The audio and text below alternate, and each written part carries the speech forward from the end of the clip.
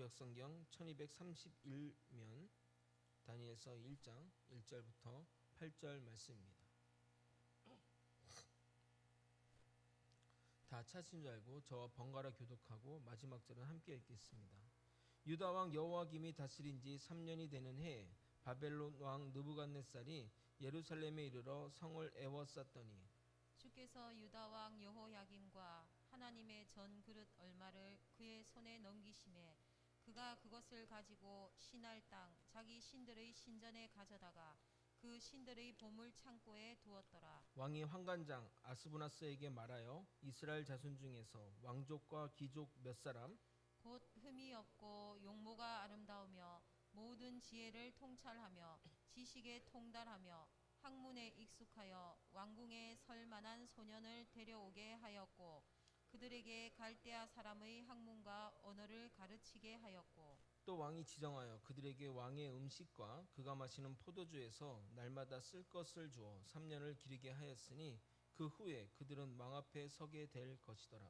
그들 가운데에는 유다 자손 곧 다니엘과 하나냐와 미사엘과 아사랴가 있었더니 환관장이 그들의 이름을 고쳐 다니엘은 벨드사살이라 하고 하냐나는 사드락이라 하고 미사엘은 메삭이라 하고 아사랴는 아벳느고라 하였더라.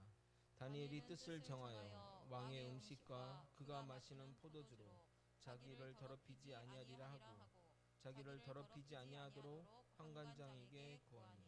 아멘. 느헤미야를 강의하고 나서 어떤 본문을 할까 고민하다 과거에 했던 그 본문을 다시 하기로 마음 정했습니다. 절대 편하게 가고자 이 본문을 정한 것은 아니고 본문이라는 것은 시대의 시의성이 중요한데 코로나 팬데믹 상황에서 가장 맞는 본문이 다니엘서라 생각해서 결정하였습니다. 코로나 상황들이 많은 이들을 힘들게 하고 있습니다. 소상공인이나 사업하는 분도 어려워졌지만 교회 또한 이 코로나 상황 가운데 피해를 많이 보았습니다. 교회 예배가 중단되고 또 온라인 예배가 계속되면서 굳이 교회 가서 예배 드릴 필요가 있느냐 하는 성도들이 많아졌습니다. 그래서 대부분의 교회에 출석 성도의 수가 절반 이상 줄었고 성도들이 모여서 한 행사가 거의 2년이 넘어가 신앙 공동체의 모임들이 거의 사라졌습니다. 우리 교회만 봐도 예배 외에는 일절 행사가 없습니다. 또한 코로나 초기에 교회가 코로나 확산의 주범으로 몰리면서 많은 이들의 질타를 받았고 그로 인해 비기독교인들의 개신교의 이미지는 최악인 상황입니다. 교회의 대사회적 이미지가 추락하는 것은 전도에 악영향을 미칠 수밖에 없습니다. 그래서 주변에 보게 되면 교회라면 치를 떠는 사람들이 많아졌습니다. 저는 지금이 교회의 위기라고 생각합니다. 이런 상황에서 우리는 어떻게 신앙생활을 해야 하는지 다니엘서를 통해 깨닫게 되기를 소망합니다. 여러분은 다니엘 하면 가장 떠오르는 이미지가 무엇입니까? 지혜로운 다니엘, 포로의 신분에서 바벨론 총리까지 오른 입지전적인 인물, 또는 믿음으로 사자의 입을 막은 다니엘, 그리 아니하실지라도 라는 유명한 고백을 남긴 다니엘의 세 친구 등등의 이미지가 여러분 떠오를 것입니다. 아마도 그중 대표적인 이미지는 지혜로운 다니엘입니다. 포로 신분으로 지배국 나라의 총리까지 오르고 각종 어려움에도 불구하고 오랫동안 총리를 역임한 입지전적인 인물로 말입니다. 그래서 학부모가 가장 좋아하는 성경 인물을 꼽으면 항상 다니엘이 첫 번째로 꼽히게 되는 겁니다. 그의 이름을 딴 다니엘 학습법이 한때 유행하기도 했습니다. 여러분 중에는 다니엘처럼 신앙을 잘 지켜서 한 나라의 총리가 되자라는 식의 설교도 들어보았을 것입니다. 그러나 다니엘서는 그런 이야기를 하고자 기록된 책이 아닙니다. 다니엘이라는 인물을 놓고 그 인물을 본받자라는 식의 설교는 개혁주의 설교 모델이 아니며 성경이 말하는 내용도 아닙니다. 결론부터 말씀드리면 다니엘서는 믿음이 귀한 시대에 하나님이 다니엘과 세 친구 그리고 더 나아가 이스라엘 백성들의 삶을 어떻게 인도해 나가는지에 대한 기록이 담겨 있는 성경 본문입니다. 그러기에 다니엘은 아브라함과 모세와 여호수아와 마찬가지로 하나님의 그릇이며 지상에서 그분의 영원한 계획을 이루기 위해 쓰임받는 도구입니다. 본격적인 설교에 앞서 동영상 한 편을 보도록 하겠습니다. 오늘 설교에 이해하기에 정말 중요하다 생각이 들어 신의 길 인간의 길이라는 다큐멘터리 영상 일부를 볼 예정인데 불 좀 꺼주셔서 좀 같이 보도록 하겠습니다. 를 보냈던 영국. 세월과 함께 시절은 많이 달라졌다.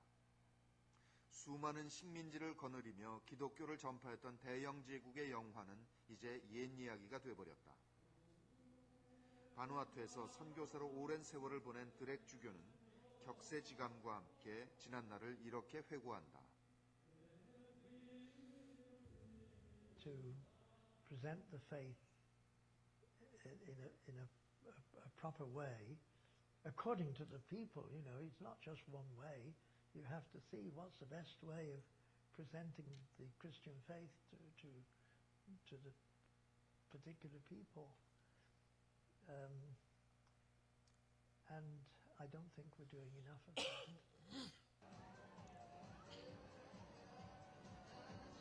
21세기를 사는 영국인들에게 교회는 어떤 곳일까? 젊은이들이 쏟아져 나온 주말 런던 밤거리. 번화가 한켠에는 교회가 있다. 그런데 성스러워야 할 교회는 젊은이들이 가득한 나이트클럽으로 변해 있었다. 예수 십자가가 있던 자리는 술병든 흰곰이 대신하고 있다. Doesn't really bother me that much. I mean, the building's deconsecrated, you know, before it's changed into a pub, you know. It's a Presbyterian church. Do you have any religion? I'm a Catholic. So, 한때 신성한 교회였던 곳에서 찬송가 대신 댄스 음악에 맞추어 몸을 흔드는 영국의 젊은이들. 우리가 보기엔 놀라운 이 변화를 젊은이들은 어떻게 생각하고 있을까? Excessively and like get drunk and you're ridiculous about it, I don't think it's a bad thing.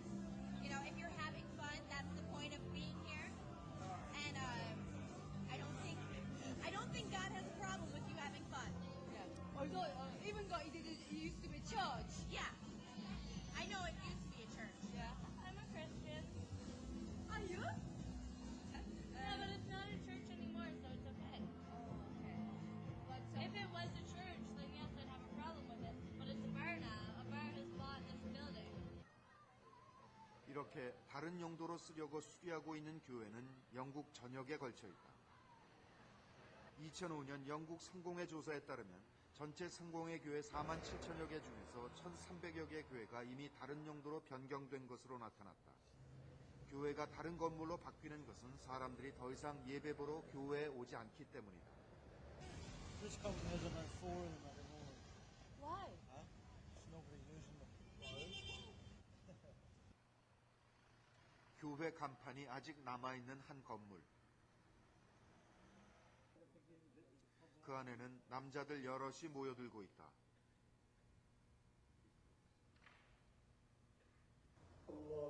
그런데 그들이 올리는 기도는 이슬람교의 하나님 알라를 향한 것이다.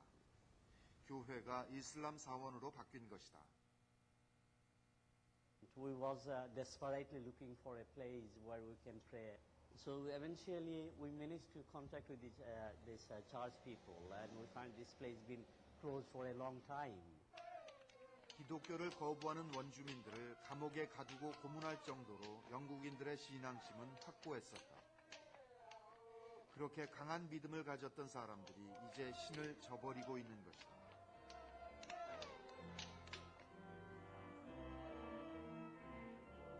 평범한 주택가에 있는 교회.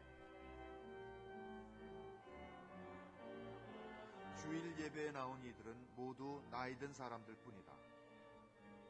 그들은 평생 습관처럼 교회에 다녔고 그것으로 한 주일 동안 평안을 얻었다. 그런 이들에게는 요즘 세태가 그저 안타까울 뿐이다. I think it's sad that they don't. I don't know why. People take them out horse riding, playing tennis, cricket is all football. 이 교회는 목사도 나이가 들었다. 존 목사는 어른들만 남은 현실에 대해 어떻게 생각할까? It's a very difficult question to answer. I have spent 40 years in ministry trying to answer that question and have failed. So it is the biggest question you could ask me. 더 이상 교회를 찾지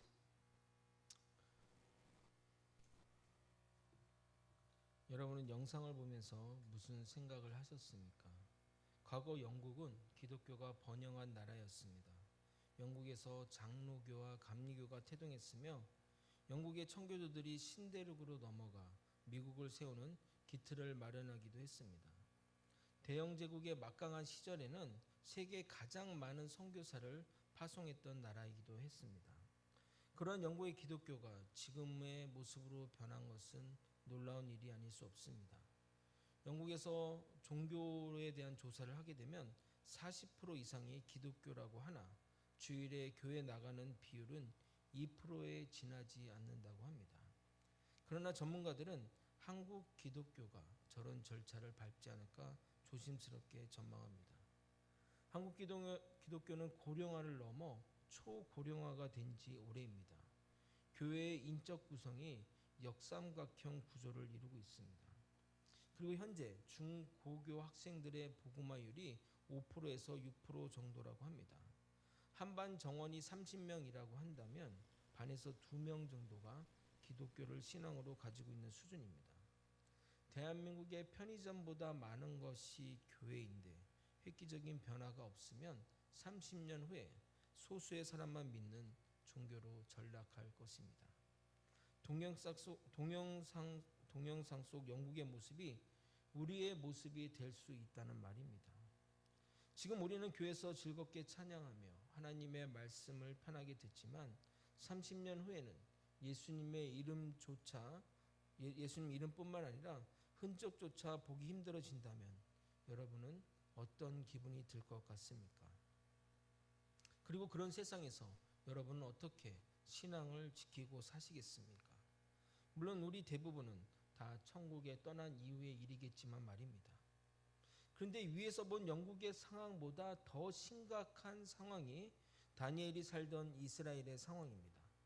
그 당시 주변 강대국이 이스라엘을 가운데 두고 계속해서 서로 힘겨루기를 하고 있었습니다. 당시 최강대국이었던 아수르는 신흥 세력인 바벨론에 의해 멸망을 당하게 됩니다. 기존의 강호였던 애굽은 바벨론의 급부상을 견제하기 위해 노력하고 있고 또 다른 쪽에서는 메데바사 제국이 점점 힘을 키우고 있던 상황입니다. 그 강대국들 사이에서 이스라엘은 자신들의 힘으로 할 수 있는 것이 하나도 없었습니다. 종교적으로 이스라엘은 너무나 타락하여 우상 숭배가 공공연히 하나님의 성전에서도 이루어졌으며 하나님의 영광이 성전을 떠나 성전이 백성들에게 아무런 영향력을 미치지 못하고 있습니다.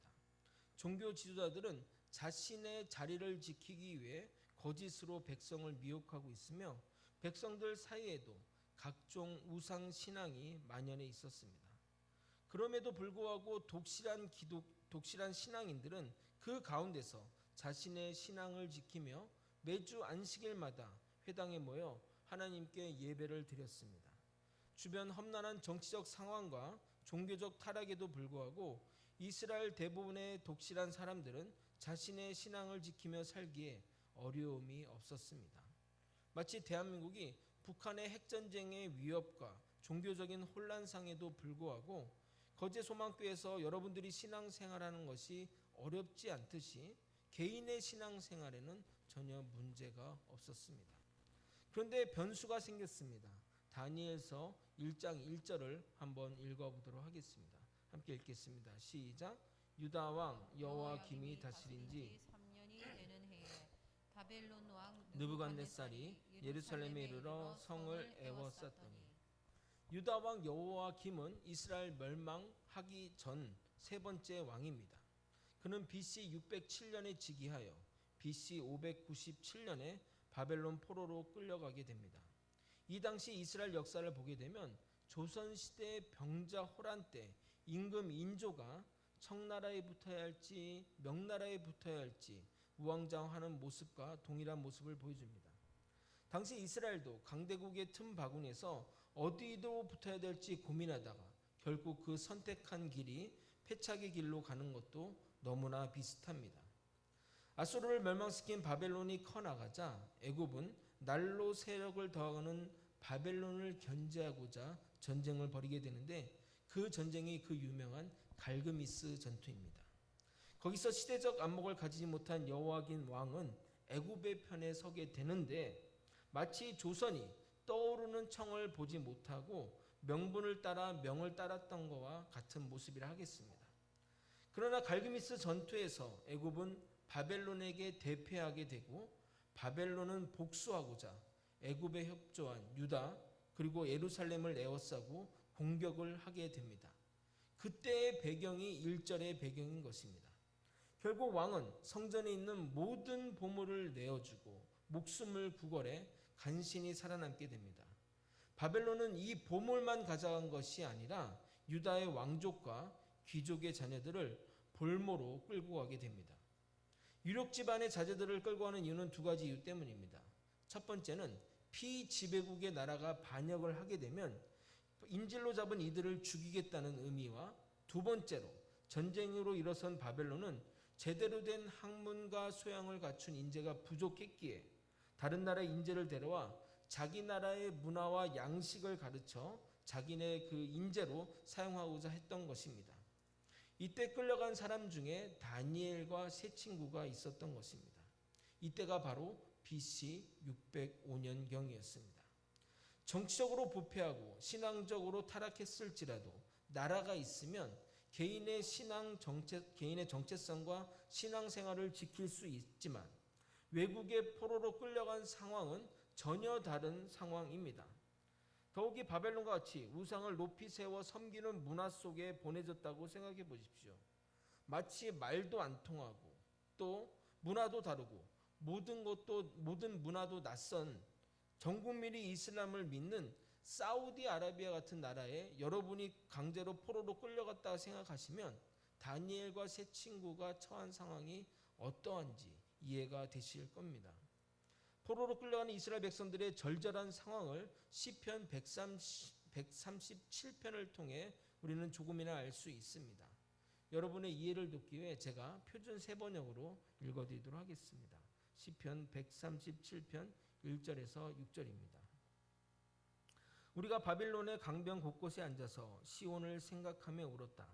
그 강변 버드나무 가지에 우리의 수금을 걸어두었더니 우리를 사로잡은 자들이 거기에서 우리에게 노래를 청하고 우리를 짓밟아 끌고 온 자들이 저희들 흥을 돋구어 주기를 요구하며 시온의 노래 한 자락을 저희들을 위해 불러보라고 하는구나. 우리가 어찌 이방 땅에서 주님의 노래를 부를 수 있으랴. 예루살렘아, 내가 너를 잊는다면 내 오른손아 너는 말라 비틀어져 버려라. 내가 너를 기억하지 않는다면 내가 너 예루살렘을 내가 가장 기뻐하는 것보다 더 기뻐하지 않는다면 내 혀야 죄송합니다. 너는 내 입천장에 붙어버려라. 포로들이 이동 중에 바벨론 강가에 도착했고 거기서 쉼을 갖게 되었습니다. 강가에 앉아서 고향 생각에 눈물을 흘리고 있는데 그들을 잡아가던 군인들이 이렇게 얘기한 겁니다. 야, 분위기 한번 띄우게 노래 한번 해봐라. 뭐 이렇게 했을 것입니다. 그 당시 이스라엘 민족이 부르는 노래는 지금으로 말하면 복음성가나 찬송가 뿐인데 어떻게 이방의 나라, 이방인들 앞에서 주님의 노래를 부를 수 있냐며 한탄하며 말하는 겁니다. 그러면서 결코 이스라엘 예루살렘을 잊지 않겠다고 다짐하고 있습니다. 저는 이 시편 137편을 읽을 때마다 이상화 시인의 빼앗긴들에도 봄은 오는가라는 시가 생각이 납니다. 시상의 주요 부분이 일치해서 제가 좀 주요 부분을 여러분에게 한번 읽어보도록 하겠습니다. 지금은 남의 땅 빼앗긴들에도 봄은 오는가. 입술을 담은 하늘아들아 내 맘에는 나 혼자 온 것 같지를 않구나. 내가 끌었느냐 누가 부르더냐 답답하라 말을 해다오. 바람은 내 귀에 속삭이며 한 자국도 섰지 마라. 옷자락을 흔들고 종다리는 울타리 너머 아씨같이 구름 뒤에서 반갑게 웃네. 강가에 나온 아이와 같이 짬도 모르고 끝도 없이 닿는 내 호나 무엇을 찾느냐 어디로 가느냐 웃어옵다 답을 하려무나. 나는 온몸에 풋내를 띠고 푸른 울음 푸른 설움이 어우러진 사이로 다리를 절며 하루를 걷는다. 아마도 봄 신령이 집혔나 보다. 그러나 지금은 들을 빼앗겨 봄조차 빼앗기겠네. 겨울에서 봄으로 가는 시점에 시인이 식민지 조선의 산천을 돌아보며 봄은 오고 있지만 조국 땅을 빼앗겨 봄도 빼앗겨 버렸다고 한탄스레 말하는 이 시인처럼 시편 137편의 비참한 심정으로 포로로 끌려가는 이스라엘 백성들의 마음이 담겨 있다고 생각합니다. 그럼 바벨론으로 포로로 끌려온 자들을 바벨론이 어떻게 바벨론화 시키는지 살펴보도록 하겠습니다. 바벨론은 이스라엘에서 왕족과 귀족을 데려오면서 왕국에 일을 할 수 있는 유능한 사람들을 선별하였습니다. 그리고 먼저 그들에게 갈대아 사람의 언어와 학문을 가르쳤습니다. 언어를 가르치는 것은 단순한 의사소통을 위해 교육하는 것이 아닙니다. 그들의 생각을 개조하기 위해서입니다. 언어가 바뀌면 생각이 바뀌고 생각이 바뀌면 문화가 바뀌기 때문입니다. 예를 한번 들어보도록 하겠습니다. 미국과 중국말에는 높임말이 없습니다. 그래서 누구하고도 나이차가 있어도 친구처럼 지낼 수 있고 나이를 가지고 권위를 내세울 수 없습니다. 그러나 우리나라에는 높임말이 있어서 한 살만 차이가 나더라도 내가 형님네 선배님네 하며 하게 되는 겁니다. 어렸을 때는 이 한 살의 벽도 매우 크게 느껴집니다. 사실 왕따 문화도 군대 갑질 문화도 이런 언어의 영향이 크다고 봅니다. 과거 잠시 미국에 있을 때 미국인 목사님 집에 거하게 되었습니다. 그분 이름이 마이클 존스였는데 저보다 나이가 많으시고 또 목사님이셨기 때문에 패스터 존스하고 불렀습니다. 그러자 그분이 저보고 이렇게 말씀하십니다. No, just call me Michael. 오케이? 마이클 이렇게 해서 저는 아무런 불편 없이 그분을 마이클이라고 불렀습니다. 그런데 그분 아들이 6살인데 저보고 만식 하는데 참 듣기 불편했습니다. 그래서 제가 이랬죠. Come on, I'm 만식 형. My name is 만식 형. 오케이? No 만식 이렇게 해서 가르쳐 주었습니다. 여러분이 미국적인 마인드로 저보고 만식 한다면 분위기가 어떻게 되겠습니까? 이처럼 언어는 문화와 생각에 영향을 미치게 됩니다. 두 번째로 바벨론이 유다의 포로들을 개조하기 위해 한 행위는 그들의 이름을 바벨론식으로 바꿨습니다. 그들의 이름은 다니엘과 하냐냐와 미사엘과 아사랴였습니다. 우리나라에도 이름의 의미가 있지 않습니까? 그러나 이스라엘도 더욱 이름의 의미가 있습니다. 다니엘이라는 이름은 하나님은 심판하신다는 의미이고 하냐냐는 여호와는 자비하시다라는 의미이며 미사엘은 하나님이 된 자이며 아사랴는 그를 여호와가 도우심이라는 의미입니다. 이렇게 이제 이스라엘 사람들은 자녀의 이름에 하나님의 이름을 넣었습니다.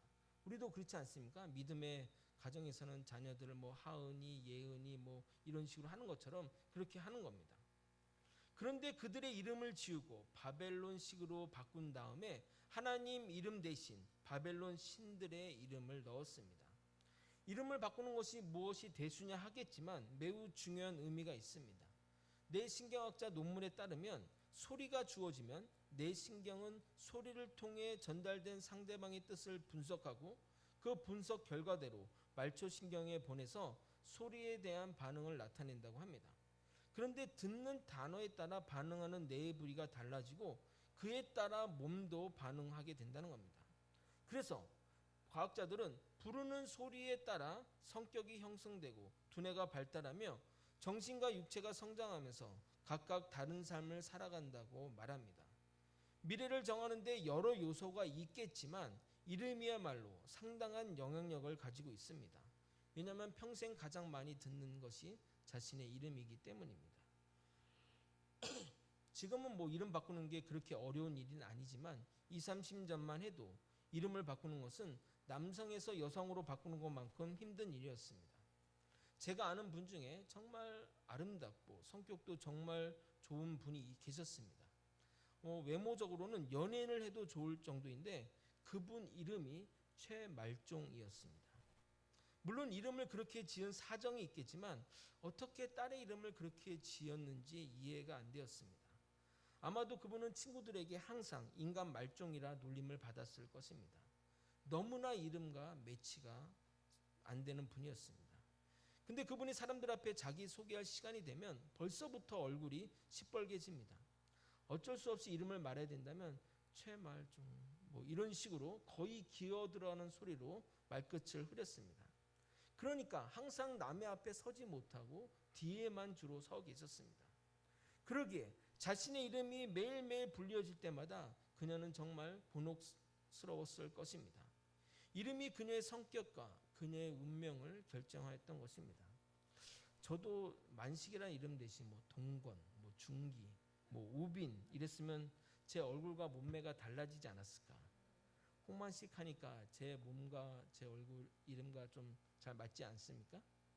제 몸이 이런 것은 이름 때문이라 제가 스스로 변명해 봅니다. 일제가 대한민국을 자신의 나라와 하나로 만드는 황국 식민화 정책을 펼치면서 가장 먼저 한 일이 창씨 개명이고 한국어 사용 금지였습니다. 그런 것을 볼 때 그 나라의 이름과 언어를 그 사람의 이름과 그 나라의 언어를 바꾸는 것은 단순한 일이 아니라는 증거입니다. 마지막으로 바벨론이 다니엘과 세 친구에게 저지른 일이 있습니다. 대부분의 역사학자들은 다니엘과 세 친구가 남성 성이 거세되지 않았나 판단합니다. 7절에 보게 되면 그들을 계속해서 관리하는 인물이 환관장이고 그들이 평생 궁궐에서 살았다는 것으로 볼 때 환관, 즉 내시가 되었을 것이라고 말합니다. 다니엘서 1장 21절은 이렇게 쓰여 있습니다. 다니엘은 고레스 왕 원년까지 있으리라. 고레스 왕 즉위년도가 BC 536년으로 추정이 됩니다. 그러면 605년에 끌려와서 536년까지 있었다는 것은 무려 70년 동안 바벨론에 있었다는 것입니다. 그러기에 평균 수명을 생각해 보게 되면 다니엘과 세 친구가 바벨론에 끌려왔을 때 그 나이가 10대 초반의 나이가 아니었나 추측해 봅니다.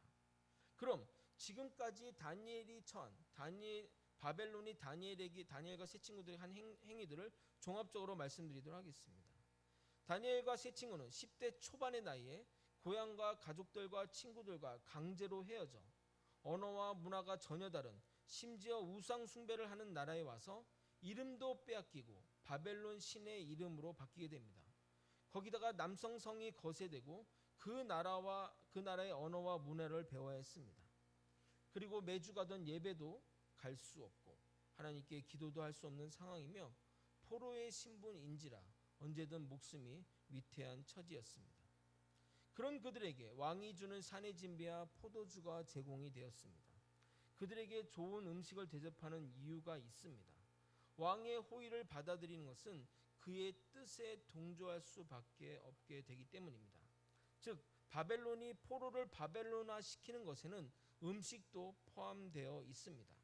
정신과 몸을 바벨론화 시키려고 한 것입니다. 그런데 다니엘과 친구들 주변에는 신앙적으로 붙들어줄 목사님도 없고 의지할 가족도 친척도 없는 정말 암울한 상황입니다. 여러분이 이런 상황이라면, 아니 여러분이 다니엘이라면 어떻게 여러분의 신앙과 정체성을 지키고 사시겠습니까? 이것이 다니엘이 처한 상황인 것입니다. 이런 참혹한 상황에서 다니엘이 결심한 것이 있습니다. 우리 다 같이 다니엘서 1장 8절을 읽어보도록 하겠습니다. 다니엘서 1장 8절입니다. 함께 읽겠습니다. 시작. 왕의 음식과 포도주로 자기를 더럽히지 아니하리라 하고 자기를 더럽히지 아니하도록 환관장에게 구하니. 어떤 성경의 해석은 왕의 음식은 주로 산의 진미와 고기였기 때문에 그것이 우상들에게 바쳐진 음식이라 다니엘이 신앙을 지키지 않기 위해 먹지 않았다고 말합니다. 그러나 그 당시 우상에 바쳐진 음식은 고기뿐만 아니라 야채도 바쳐진 것이기에 말이 되지 않습니다. 반대로 포도주는 우상에 바쳐지지 않았다고 합니다. 그런 이유가 아니라 다니엘은 매일 먹는 음식을 절제함으로써 내가 하나님에 속한 사람임을 매일매일 깨닫고 결심하기 위해서 그렇게 결단한 것입니다. 그가 할 수 있는 것은 그것뿐입니다. 정할 수 있는 것은 자신을 향한 절제밖에 없습니다. 왕이 주는 상의 진미와 고기를 먹지 않겠다는 것은 내 몸에 직접적인 타격을 받게 되는 것이며 눈에 보이는 손해를 감수하는 것입니다. 그런데 다니엘은 뜻을 정하여 자신을 더럽히지 않겠다고 이름과 언어를 빼앗겨 내 정신을 바꾸려 할지라도 내가 육체의 편안함과 음식이 주는 만족에서 나를 격리함으로 나의 신앙을 지키겠다는 그의 의지를 보여주는 것입니다. 서두에 언급한 영국의 상황을 다시 한번 생각해 보길 바랍니다. 점점 세상은 예수님의 흔적을 지우려 하고 있습니다. 교회당이 나이트클럽이 되고 교회 건물을 용도 변경하여 사용하거나 다른 이단 종교의 건물로 사용되고 있습니다. 거기다가 미국에서는 예수님의 탄생일의 인사말이 메리 크리스마스라 하지 않고 이제는 해피 할리데이라고 부릅니다. 심지어 동성결혼이 합법화되었습니다. 청교도가 세운 나라 미국은 취임식 때 모든 대통령이 성경에 손을 얹고 선서하는데 말입니다. 세상은 점점 변해가고 있고 예수님의 가르침이 힘을 잃고 있으며 세상은 점점 예수님의 흔적을 지우려고 하고 있습니다.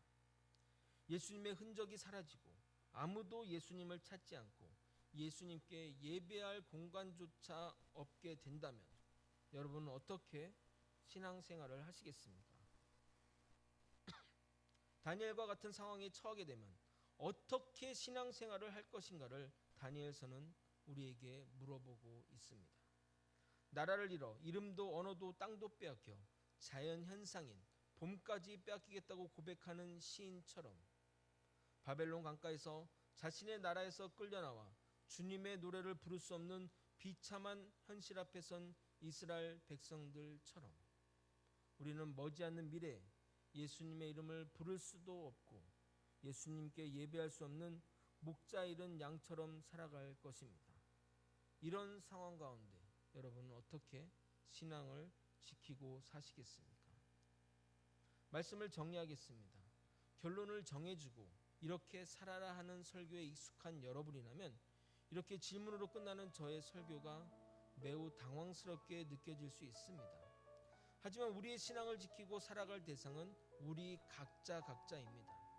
다니엘은 자신의 신앙과 정체성을 지키기 위해 왕이 주는 음식과 포도주를 먹지 않을 것을 결단했습니다. 그런 그에게 하나님은 커다란 은혜를 경험하게 해주셨습니다. 우리 모두의 상황은 다 똑같을 수 없습니다. 여러분의 주어지는 믿음의 상황은 어느 것 하나 똑같은 것이 없습니다. 그렇다면 여러분이 여러분의 신앙을 지키는 것은 여러분 스스로 결단하고 결정해야 될 문제입니다. 다니엘과 세 친구의 가진 상황이 어떤 것인지 여러분에게 전달하고자 과거 일제 지배를 받던 상황을 말하기도 하였고 한때 선교사를 가장 많이 보냈던 기독교 국가였던 영국과 미국의 상황을 이야기하기도 하였습니다. 그렇게 되지 않기를 정말 바라지만 멀지 않는 우리나라에도 닥칠 미래라 생각한다면 이러한 가정이 결코 무의미하지 않게 여겨집니다. 마지막으로 여러분에게 묻겠습니다. 그런 때가 온다면 여러분은 어떻게 신앙을 지키시겠습니까? 다 함께 찬양하시겠습니다. 이 찬양의 가사가 우리 이 말씀과 너무나 잘 맞는 찬양이라 찬양 가운데 또 은혜 주시고 또 함께 기도의 자리로 나아갔으면 좋겠습니다.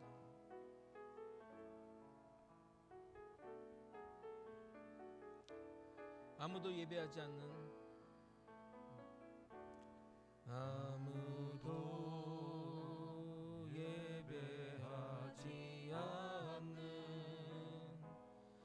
그곳에서 주를 예배하리라. 아무도 찬양하지 않는 그곳에서 나 주를 찬양하리. 누구도 헌신하지 않는 누구도 헌신하지 않는 그곳에서 주께 헌신하리라. 누구도 덮어지지 않는 그곳에서 나 주를 증거하리라. 내가 밟는 모든 땅 주를 예배하게 하소서. 주의 보혈로 덮어지게 하소서. 내가 선이고 주의 거룩한 곳 되게 하소서. 주의 향기로 물들이소서. 내가 밟는 모든 땅, 내가 밟는 모든 땅 주를 예배하게 하소서. 주의 보혈로 덮어지게 하소서. 내가 선이고 주의 거룩한 곳 되게 하소서. 주의 향기로 물들이소서. 사실 우리의 모습을 생각해 보십시오.